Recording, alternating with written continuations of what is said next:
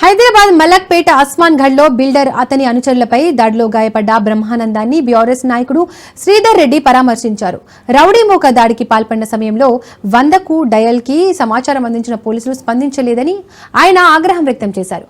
పోలీసులు పక్షపాత వైఖరిని అవలంబిస్తున్నారని శ్రీధర్ రెడ్డి ఆరోపించారు.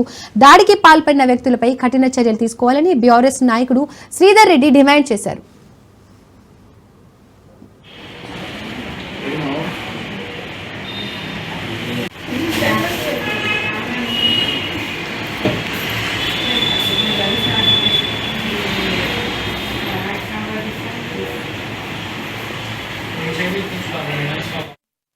ఎంతో బాధాకరమైన విషయము 2 రోజుల క్రితము ఎలైట్ రెసిడెన్సీ ఆస్మాన్ గఢ్ దగ్గర జరిగిన ఇన్సిడెంట్ యావత్ తెలంగాణని కాకుండా యావత్ భారతదేశాన్ని కుదిపేసింది.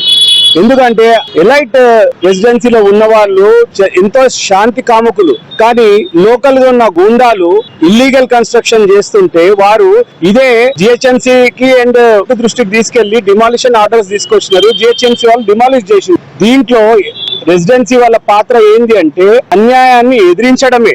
లోకల్ గా ఉన్న పోలీసులు పదే వెళ్ళి కంప్లైంట్ చేయడం జరిగింది. ఏమనగా మా మీద దాడి జరిగే అవకాశాలు ఉన్నాయి, మా ప్రొటెక్షన్ కల్పిమంటే ఈవెన్ కంప్లైంట్ తీసుకోకుండా సారం చేయడం జరిగింది. మేము సిటీ కమిషనర్ గారిని ఒకటే కోరుకుంటున్నాము, ఇట్లాంటి ఆఫీసర్స్ మన మలక్పేట ఏరియా సెన్సిటివ్ ఏరియాలో ఇట్లాంటి ఆఫీసర్స్ ఉంటే కామన్ పబ్లిక్ కి రక్షణ ఎక్కడ ఉంది? మేము డిమాండ్ చేస్తున్నాము, అలాంటి పోలీసు వాళ్ళ మీద కఠిన చర్యలు తీసుకోవాలి. కంప్లైంట్ ఇవ్వడానికి వచ్చిన వాడిని కంప్లైంట్ తీసుకోవాలి. ఇది మా పరిధిలో రాదు, నువ్వు తర్వాత రా. ఇదే విధంగా ఈ రోజు బ్రహ్మం గారి మీద దాడి జరిగింది. అతనికి లో చాలా దెబ్బలు తగిలినాయి. ఎంతో బాధాకరం.